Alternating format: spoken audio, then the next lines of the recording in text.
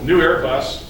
There's a little light bulb, little 49-cent light bulb, that when they dropped landing gear, it didn't light up. And they all keyed in on that and said, we don't even know if the landing gear's down. Can we land? I don't know. Can we land? I don't know. And so here's all these guys in the cockpit trying to determine whether or not they can actually land safely. So they put the airliner into autopilot. And while it's in autopilot, it's up here flying around in circles while they're trying to figure out, oh, is the light bulb burned out? We don't know. Is there a procedure for it? I don't know. Where's the procedure manual? They're looking through it. Now you've got the very best. You've got experts in there. You've got pilots who have been flying for over 20, 30 years. Hundreds and hundreds, if not thousands of hours of airtime experience up there, flying in a circle, trying to determine if this little light bulb is actually accurate or not. Does that make sense? Doesn't make any sense at all. Here's the thing that happened. They didn't understand, and they were not trained to the fact that the yoke on that particular aircraft had been designed that all you have to do is bump it to take it out of autopilot. Nobody knew that. Before, they had to do a series of steps in order to get it out of autopilot. Now all you got to do is bump the yoke. It's kind of like being in cruise control and hitting the brake, and it just slows you right down, takes it out of cruise control. Nobody knew that. They're flying around. At some point, somebody bumped the yoke. So now the airliner is doing this, flying towards the ground in a circle.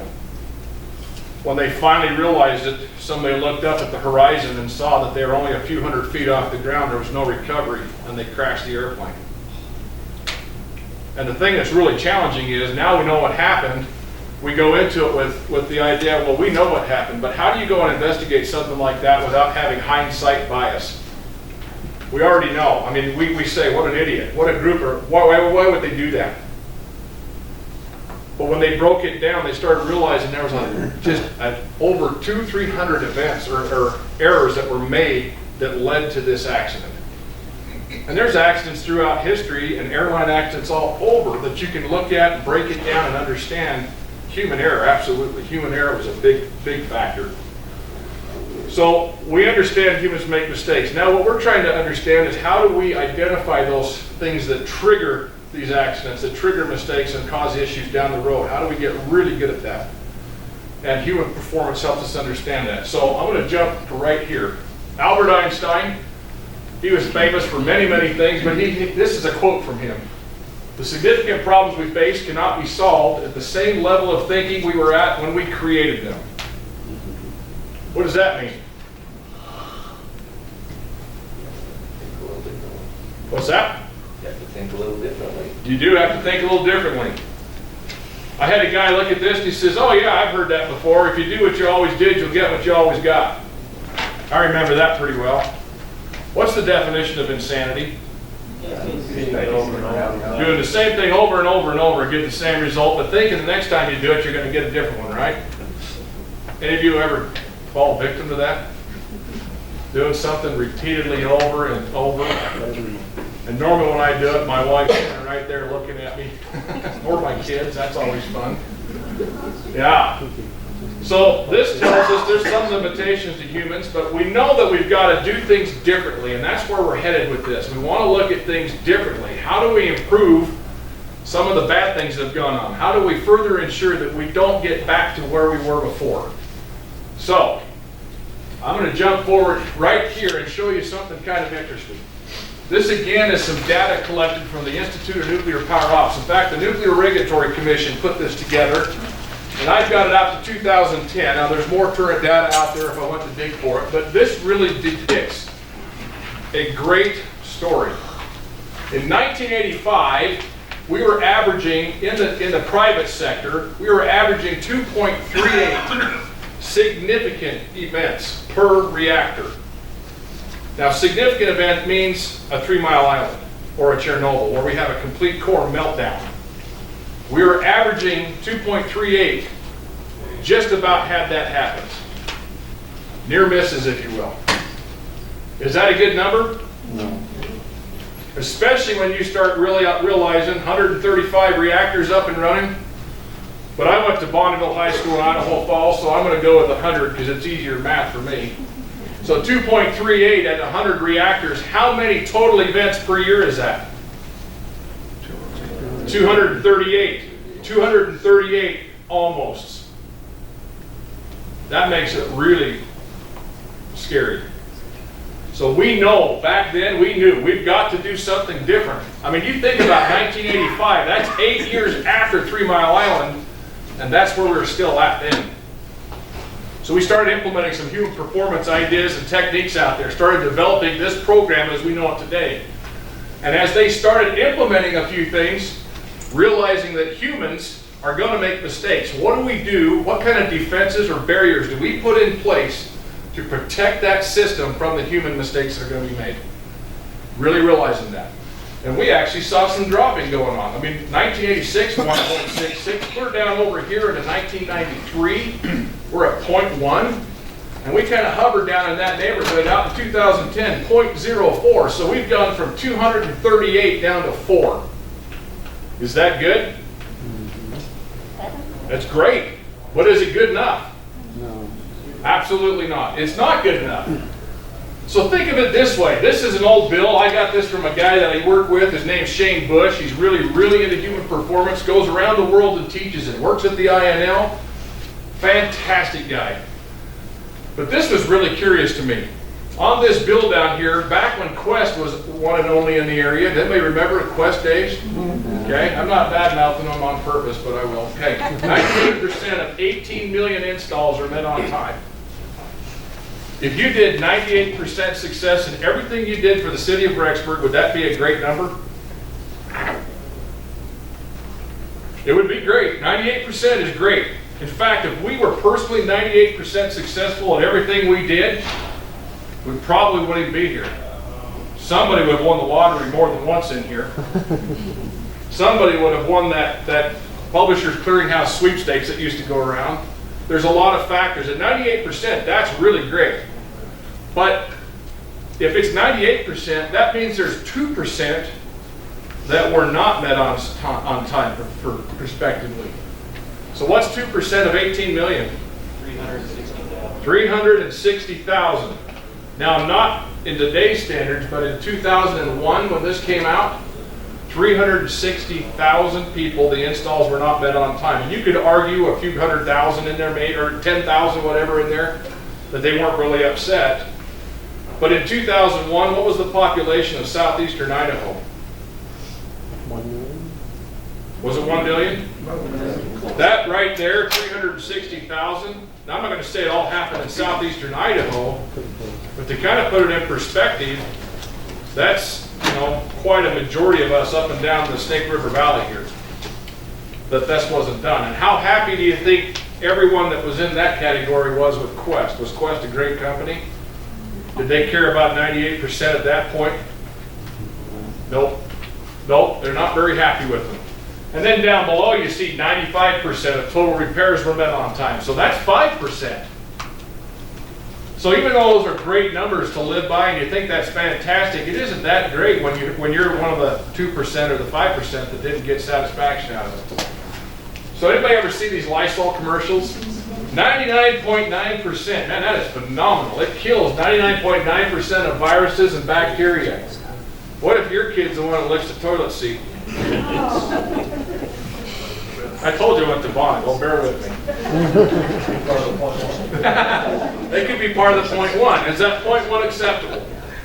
I mean, I know that they're really afraid to put 100% because there's always that 1 in a million chance that something didn't get cleaned correctly. But that's really great. I mean, that is really fantastic. But this is interesting. If you're willing to say that that's good enough, and we're happy with that, this is what's going to end up happening. You're going to have 1 hour of unsafe drinking water per month. Is that okay? Where's Les Parsons at? Talk to him. 2 unsafe landings per day in Atlanta, Georgia. Who's ever flown into Atlanta? Do you believe that number? I think there's more than 2. That place is nuts. Okay, 50 dropped babies per day. And we can probably think of somebody that fits category with. So 116,000 lost pieces of mail per hour. 20,000 incorrect drug prescriptions are going to be filled every year. 22,000 checks are deposited in the wrong accounts per hour. When is that okay? When Terry's check goes into your account? No, theirs are coming to my account. Theirs going to your account, okay. All right. Here's some more data. At 99.9%, you're going to get 2 million documents that'll be lost by the IRS just this year. Yay. That's believable, isn't it? 12 babies are still going to be given to the wrong parents in this day and age. How in the world is that possible? Unless it's willful. I don't know, that could be. My parents were kind of like that. 2.5 million books are going to be shipped in the next 12 months with the wrong cover on them. Almost $10,000 are going to be spent today, next Thursday, every single day on defective, unsafe sporting equipment. Now, I shared something with the group when I taught last time about the fact my son played football for Idle Falls High School, and they were so excited. A dentist donated mouth guards. Not only were they orange and black and made them look tough, tasted like oranges. 2 weeks into it, they were dissolving in their mouths, and they were hacking on them, spitting them up. It was just gross, but it was defective. They were all defective, and then they recalled them. So that happens a lot. 107 incorrect medical procedures are going to be performed by the end of today.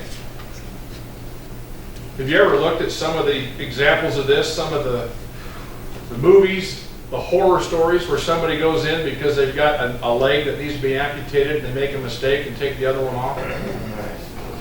This happens all the time. It's unfortunate. Anybody that's ever had a knee joint or anything replaced, any type of major surgery, what do they have you do typically before they put you under? Right on your leg. Right on your leg. I wrote on my knee big, pick me. I did. I put it on there. I didn't want to have a mistake. 315 entries in Webster's third new international directive. The English language will turn out to be misspelled. That's always fun. And then you'll get about 1,300 phone calls misplaced by telecommunications services every minute. That's fun. So that's at 99.9%. The thing I find interesting is if you think about it, I don't know that they're all at 99.9%. So really think about what those numbers actually are. Pretty amazing. So there's some things we need to understand about that. So how many errors do you make per hour? 6 or 7. Any ideas? You guys are awful quiet. You're wearing bright orange and yellow. You got to answer. How many errors do you make an hour? At least 6 or 7. At least 6 or 7? You guys agree? 0? Sitting on the couch? That's the safest place to be, right? So you ask us, how do we go to work every day and be safe? Do nothing, right? So on average, under just normal conditions, we make, and this is the scientific definition, 5 plus or minus 2 errors every hour. But are those errors significant? Some are, some aren't. Some can be, but most commonly they're not. Most commonly they're just the little mistakes. I go out the door and turn left, go, oh, whoops, I'm here, I gotta go back this way. Or I leave something on the counter and go out of the house and have to go back in and get it. Those are the types of errors, so they're non-consequential. Now, this is always fun. How many errors are due to the organization on a percentage scale, do you think? And before we answer that, who is the organization? Who is the organization? This entire room, this is the organization. Everybody is part of it. Would you believe that on average 70% of errors are made by the organization as a whole? Which leaves right at 30% individual behavior, individual mistakes are 30% on average. Now that number fluctuates. I mean, you could get 84 and 16 or something like that, but it typically is right about a 70-30 split out there. And that's important to understand and know. And I get arguments all the time, that's not true, there's no way that can be. But when we start defining what the organization is and what constitutes an organization and what's being used with the organization or in the organization versus individual behaviors, it becomes a reality. It is actually true. So, when you start figuring out of the combination of organizational and individual errors, what percent is due to human interaction? What do you think that number is? It's not 100%, but it's dang close. You start breaking it down, you're right about 96%. That's pretty significant. What does the 4% that's left over constitute, do you think? Computers. What's that? Computers. Computers? Technology. No, not computers.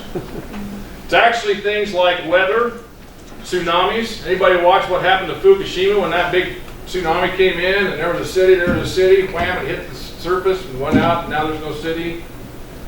I mean, how in the world would you predict that? That's that 4%. Or, for example, one time I was in a building working, doing some paperwork, and a light dropped out of the ceiling.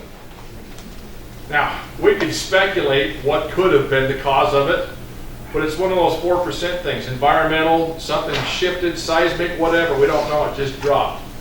We also knew that it wasn't installed correctly because there was no seismic grid wires or whatever on it.